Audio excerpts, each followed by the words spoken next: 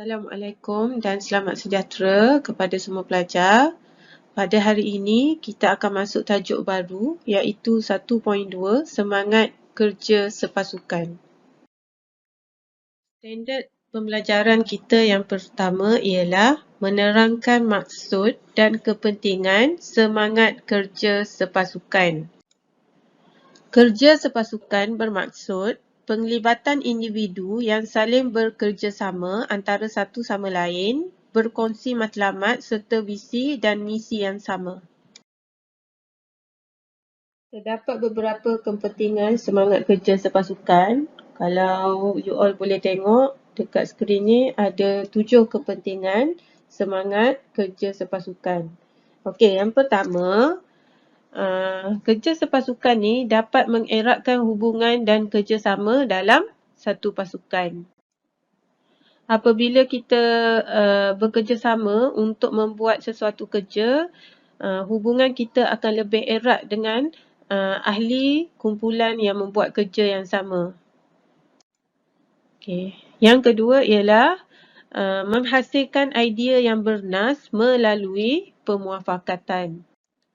Di sini bermaksud apabila kita berada dalam kumpulan, semua orang bagi sedikit idea, maka kita akan dapat menghasilkan satu idea yang bernas hasil daripada sumbangan idea daripada ahli kumpulan yang lain. Kepentingan yang ketiga ialah dapat menjimatkan masa yang ditetapkan dalam menyelesaikan tugasan. Sebagai contoh, kalau pelajar diberi tugasan untuk membersihkan bengkel. Okey.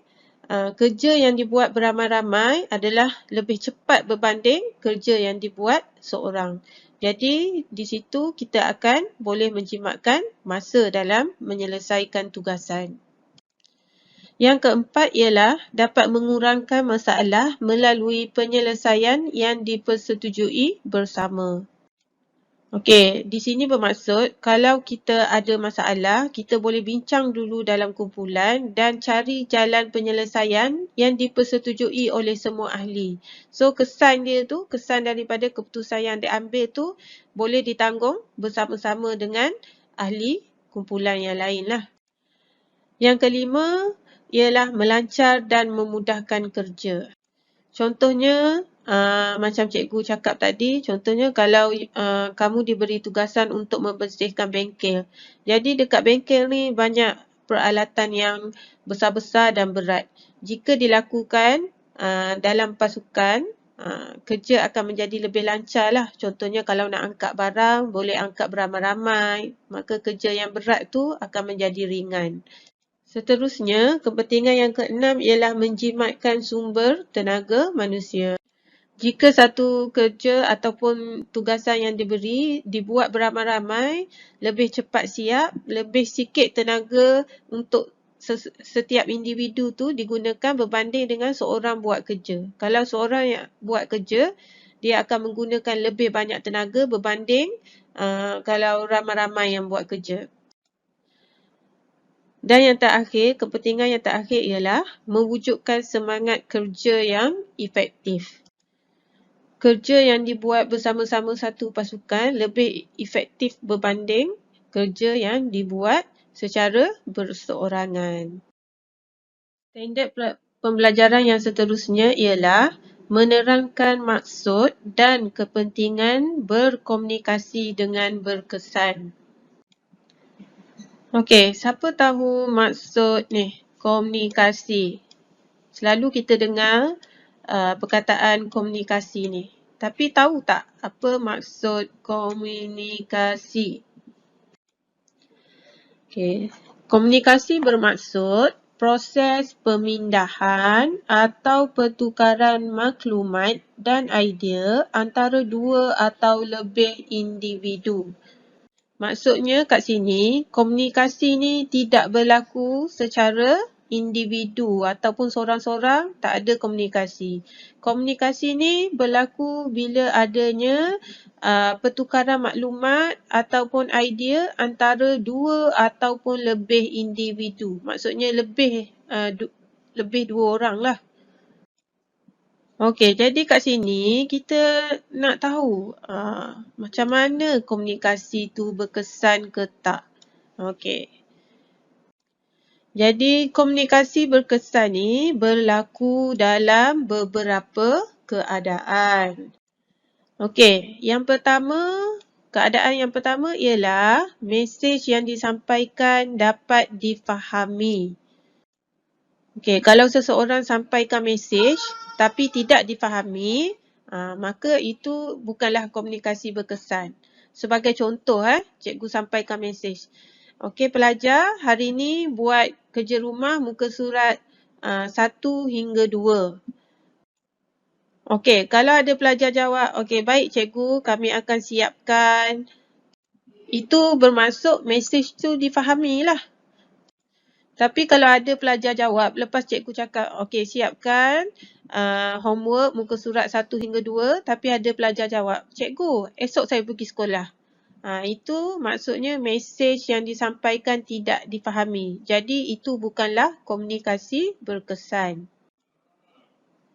Yang kedua ialah makna mesej difahami dan dikongsi bersama oleh penghantar dan penerima. Okey, macam contoh yang cikgu bagi tadilah ataupun contoh lain yang senang kita faham. Okey, cikgu cakap, jom semua kita pergi makan. Okey, you all pun jawab, okey jom cikgu kita makan. Jadi kat sini penghantar dan penerima berkongsi mesej yang sama, iaitu mesej tentang makan. Jadi itu adalah komunikasi berkesan lah. Mesej difahami dan dikongsi bersama. Okey, yang ketiga ialah berlaku perubahan akibat daripada mesej yang disampaikan atau diterima. Perubahan tu berlaku disebabkan mesej yang kita sampaikan lah. Contohnya macam tadi cikgu cakap, jom kita pergi makan. Lepas tu you all jawab, okey jom. Jadi semua bangun daripada tempat masing-masing, pergi ambil makanan. Itu maksudnya berlaku perubahan. Okey, terdapat beberapa kepentingan komunikasi berkesan. Yang pertama, memudahkan pencapaian matlamat atau objektif dalam pasukan. Okey. Yang kedua, meningkatkan prestasi kerja individu. Dan yang ketiga, mewujudkan semangat kekitaan, perpaduan dan kerukunan yang akan membantu kejayaan organisasi. Okay, sekarang kita masuk standard pembelajaran yang ketiga, iaitu mengenal pasti kaedah dan teknik penyampaian maklumat kepada ahli pasukan. Okey, tengok pada gambar rajah ni. Okey, ini adalah proses menyampaikan maklumat. Okey, penyampai akan menyampaikan mesej atau maklumat kepada penerima, manakala penerima akan memberikan maklum balas kepada penyampai. Okey, penyampai akan menyampaikan mesej ataupun maklumat tu kepada penerima dan penerima memberi maklum balas tu menggunakan saluran. Okey, saluran tu nanti kita akan tengok saluran apa. Kaedah menyampaikan maklumat terbahagi kepada dua, iaitu komunikasi lisan dan komunikasi bukan lisan. Apa itu komunikasi lisan? Okey, komunikasi lisan ni ialah melibatkan dua pihak atau lebih, iaitu penyampai mesej dan penerima maklum balas. Komunikasi ini menggunakan suara dan bahasa sama ada secara bersemuka atau melalui video, telefon, televisyen dan sebagainya. Okey, gambar rajah ini menunjukkan medium komunikasi lisan. Okey, contoh dia temu duga, video, perbahasan, mesyuarat, pembetangan, perbualan dan juga perbincangan. Seterusnya ialah komunikasi bukan lisan. Komunikasi bukan lisan dilakukan melalui gerak-geri, gaya, mimik muka, postur dan ekspresi seseorang dalam menyampaikan mesej. Ia juga boleh berlaku melalui tingkah laku semasa menyampaikan mesej tanpa menggunakan suara dan juga bahasa. Jadi, beza dua ni, kalau lisan ada menggunakan suara dan bahasa, tetapi kalau bukan lisan, tidak menggunakan suara dan juga bahasa. Okey, gambar rajah ini pula menunjukkan medium komunikasi bukan lisan. Okey, ada 5 lah. Jadi, kamu boleh baca satu persatu. Okey, antaranya ialah komunikasi penulisan, contoh dia tulisan tangan. Okey, media elektronik, contoh dia WhatsApp. Okey. Yang ketiga, media cetak, contoh dia memo, buku, majalah pun dikira sebagai medium untuk komunikasi bukan lisan. Okey, seterusnya bahasa tubuh, contohnya tingkah laku, tanda fizikal, memek muka. Memek muka tu juga boleh menunjukkan, boleh menyampaikan mesej. Contohnya kalau kita marah, macam mana memek muka kita? Lain kan daripada memek muka yang biasa ni. Okey, last sekali bahasa isyarat. Okey, bahasa isyarat ni biasanya digunakan oleh orang kurang upaya seperti cacat pendengaran ataupun bisu untuk berkomunikasi. Seterusnya, kita pergi kepada teknik menyampaikan maklumat.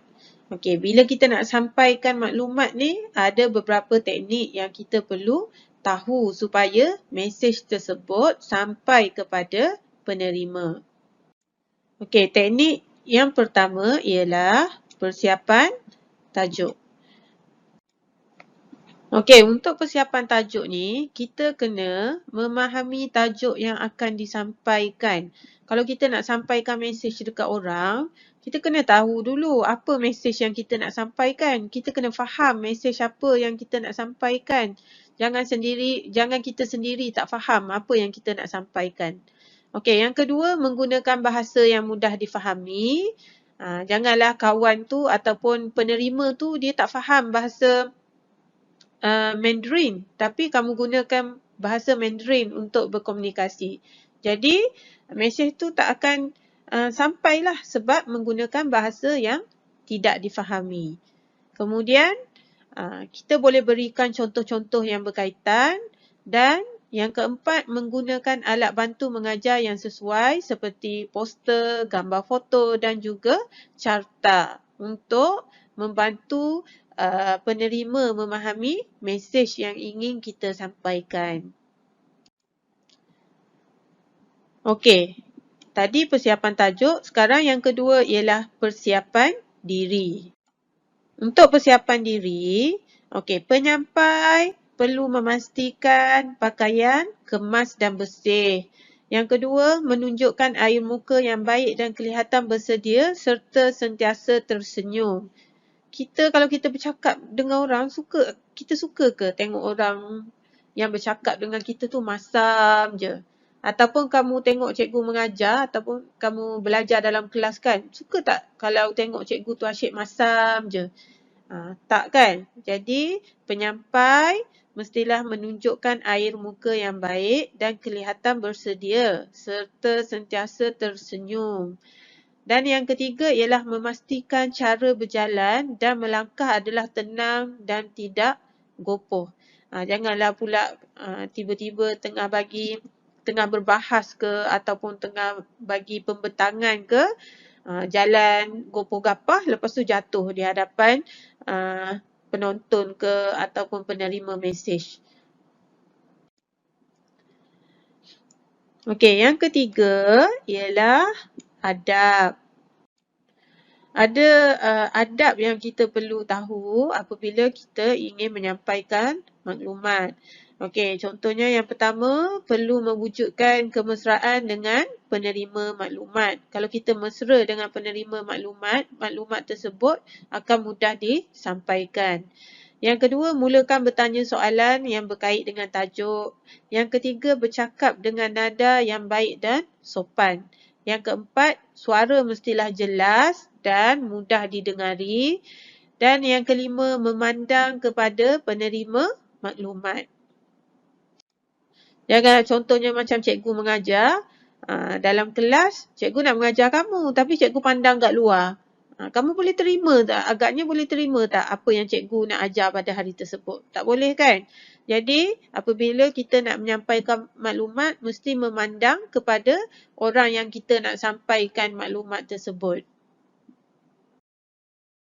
Okay, standard pembelajaran yang seterusnya ialah menggariskan kaedah untuk mengekalkan hubungan baik semasa bekerja sepasukan. Okey, terdapat 4 kaedah mengekalkan hubungan baik dalam pasukan. Yang pertama, komited terhadap tugasan. Yang kedua, berkomunikasi secara terbuka. Yang ketiga, memelihara dan mengekalkan hubungan baik. Dan yang keempat, mengelakkan konflik atau perselisihan faham. Okey, yang pertama komited terhadap tugasan ni. Okey, komited ni bermaksud setiap ahli pasukan perlulah memberikan komitmen dan bersungguh-sungguh semasa melakukan tugasan yang telah diberikan. Okey, jadi setiap ahli juga perlu tunjukkan sikap positif, tunjukkan minat serta kesungguhan semasa melaksanakan tugas supaya hubungan baik antara ahli dapat dipelihara. Okey. Yang kedua, berkomunikasi secara terbuka. Jadi setiap ahli pasukan seharusnya berupaya memberikan pendapat tanpa rasa takut dan gentar. Maksudnya semua orang boleh bagi pendapat. Walau bagaimanapun, maklumat yang disampaikan hendaklah secara berhemah agar pendengar tidak menyalah tafsirkan maklumat tersebut. Seterusnya memberikan respon terhadap maklumat tersebut. Okey, untuk yang ni, kalau kita nak berkomunikasi secara terbuka ni, kita boleh je nak nyatakan pendapat kita, tetapi kena guna cara yang betul, bahasa yang betul dengan cara yang berhemah supaya penerima pun boleh menerima dan memberi respon kepada kita dengan cara yang berhemah juga. Seterusnya, memelihara dan mengekalkan hubungan baik. Untuk yang ni, setiap ahli pasukan dia ramai kan.